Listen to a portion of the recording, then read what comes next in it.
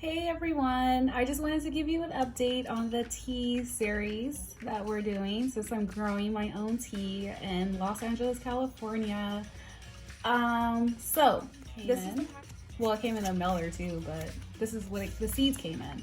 And I got them from buywareseeds.com and they're located in San Francisco, California.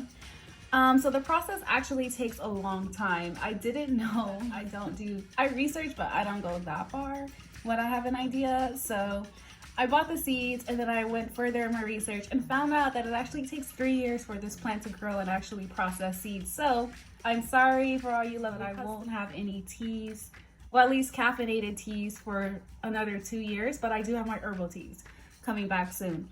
So this is the process of what the tea seeds growth is going to be like. Not dry out at all. Yeah, so this is the beginning. Right now it's just in front of my TV with my other plants, seeds germinating.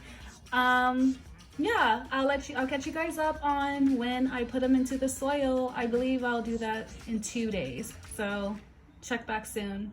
Thank you. Bye.